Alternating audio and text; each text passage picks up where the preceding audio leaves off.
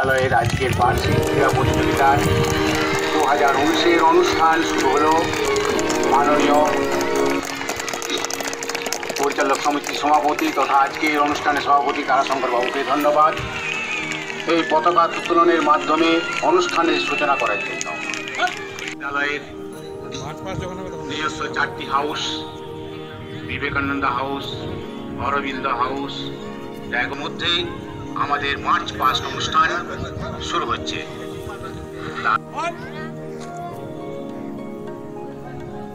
আমরা রঘুনাথপুর জিডি ল্যাং ইনস্টিটিউশনের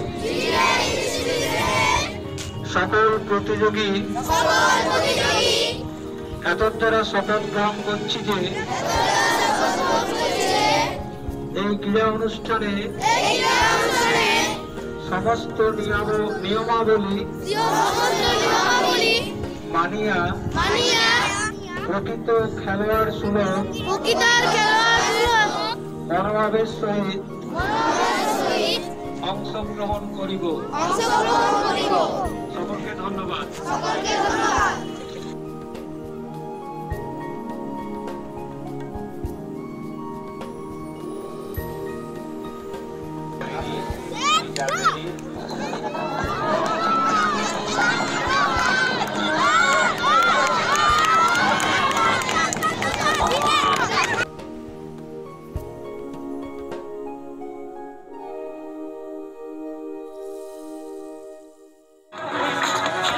প্রথম হয়েছে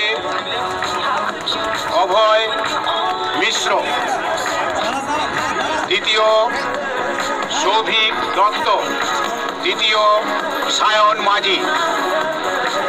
মাননীয় তারাশঙ্কর দেঘরিয়া মহাশয় তাদের অনুষ্ঠান এই উৎসবে পুরস্কার বিতরণ করছেন এবং তার সাথে সহযোগিতা। এই শুভারম্ভে বিশেষ কিছু স্কুল সম্বন্ধে বলার প্রয়োজন মনে করি না। আমি এইটুকুই বলছি যে জিডি ল্যাং ইনস্টিটিউশনের যে দীর্ঘদিনের ঐতিহ্য, জিডি ল্যাং ইনস্টিটিউশনের যে দীর্ঘদিনের শুভ প্রয়াস, সমস্ত এই এলাকার বিদ্যালয়ের মধ্যে একটা শ্রেষ্ঠত্বের দাবি রাখে জিডি ল্যাং ইনস্টিটিউশন।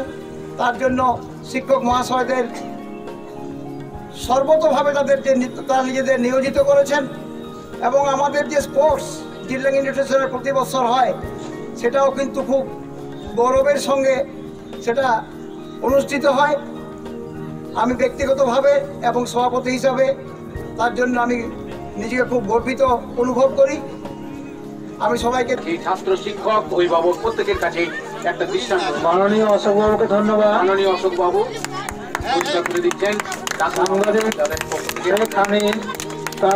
আমাদের বিদ্যালয় সকলের পক্ষ থেকে আন্তরিক ধন্যবাদ জানাই তার উজ্জ্বল উপস্থিতির জন্য।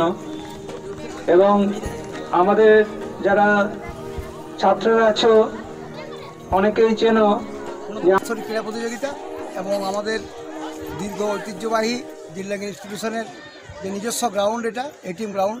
এই এটিএম গ্রাউন্ডেই প্রতি বছরই বাৎসরিক ক্রীড়া প্রতিযোগিতা হয়।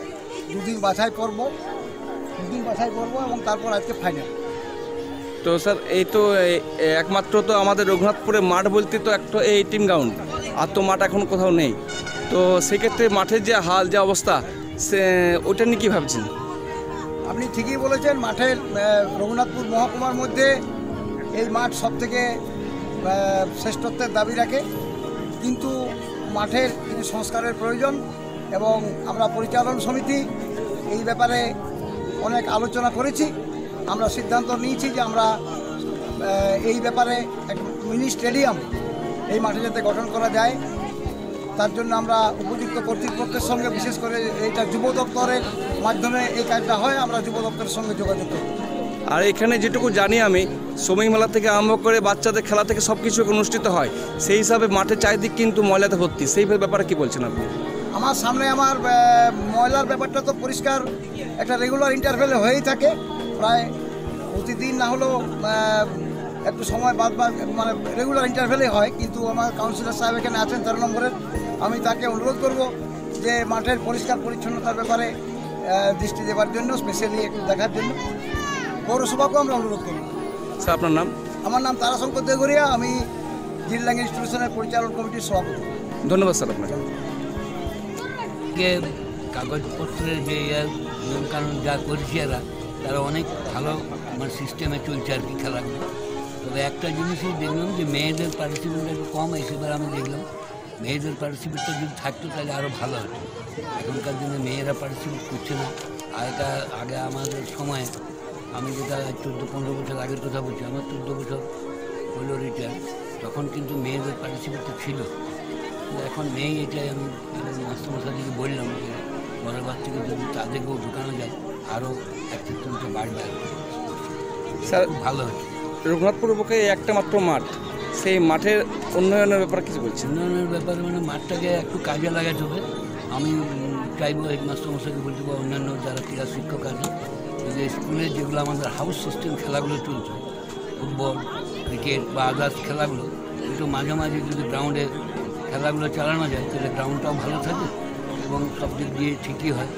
ওই খেলাগুলো, হাউস সিস্টেম খেলাগুলোকে আরও চালু করতেও ভালো হবে। হ্যাঁ স্যার আপনার নাম? আমার নাম হচ্ছে শ্যামাপদ আচার্য, আমি এক্স টিচার এই বিল্ডিং। ধন্যবাদ স্যার আপনাকে। তার সম্বন্ধে যে জিনিসটা প্রতি বছরে হয়, এবছরও খুব সুন্দর খেলাধুলা হচ্ছে। স্যার মাস্টারমশাই এই মাঠ, এই টিম গ্রাউন্ড আপনার জিটলাং স্কুলের হলেও কিন্তু 13 নম্বর আন্ডারই পড়ছে, সেই হিসাবে মাঠের সম্বন্ধে কী বলছেন? এই মাঠ আমার ওয়ার্ডে পড়ে, তার জন্য আমরা আমাদের কেন্দ্রীয় সরকার, মুখ্যমন্ত্রী, আমরা এটা নিয়ে আমরা লড়ছিও। আমাদের এটা একটা বলে আসে যে সেটা আমাদের মিনি স্টেডিয়াম, সেটা কিছু দিনের মধ্যে এটা শুরু হবে। স্যার সব মাঠে তো স্বচ্ছ ভারত অভিযান চলছে, তার মধ্যে এই মাঠেও হয়েছে, কিন্তু তার সত্ত্বেও আপনার এখানে ডাস্টবিনে বা ময়লা বেশি দেখা যায়, যেহেতু এখানে বাচ্চারা বেশি খেলাধুলা করে, সেই ব্যাপারে কী বলছেন? আমাদের কিছুদিনের মধ্যে একটা ডাস্টবিনের ব্যাপারে কিছুদিন আগে আমরা এসপি ম্যাডামের কাছে গিয়েছিলাম, বলেছেন যে আমাদের ডাম্পিং গ্রাউন্ড আমাদের না থাকার জন্য আমরা ফাঁকা জায়গায়, কিছু ফাঁকা জায়গায় ফেলানো হচ্ছে। আমরা কিছুদিনের মধ্যেই এই অসুবিধাটা সম্পূর্ণ করতে চলেছে। স্যার আপনার নাম? সঞ্জয় মারাঠি কাউন্সিল। ধন্যবাদ স্যার আপনাকে। এটা প্রথমত 3 দিন প্রাথমিক পর্যায়ে সিলেকশন হয়েছে, আজকে চূড়ান্ত প্রতিযোগিতা, এবং চূড়ান্ত প্রতিযোগিতায় প্রথম, দ্বিতীয়, তৃতীয় স্থান ছাত্রদের যারা অধিকার করবে তাদের পুরস্কৃত করা হবে। এটা কি প্রতি বছরই? প্রতি বছর মূলত এই সময়ই আমাদের বার্ষিক ক্রীড়া প্রতিযোগিতা অনুষ্ঠিত হয় বিদ্যালয়ে। আজকে যে ক্রীড়া প্রতিযোগিতা হয়েছে, এটা কোথায় হচ্ছে? এটা রঘুনাথপুরের ঐতিহ্যবাহী রঘুনাথপুর জিটলাং ইনস্টিটিউশনের টিম গ্রাউন্ডে।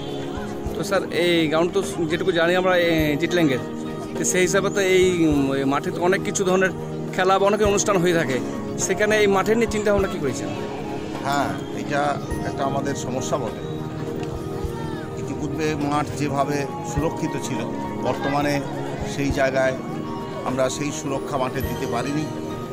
বিভিন্নভাবে চারদিক থেকে মাঠের উপর অনুপ্রবেশ ইত্যাদি ঘটবার চেষ্টা হয়েছে। আমরা এখনও সেগুলোকে প্রতিরোধ করে রেখেছি এবং মাঠের রিনোভেশনের জন্য, সংস্কারের জন্য আমরা সরকারের বিভিন্ন দপ্তরে মাঝে মাঝে জানিয়েওছি।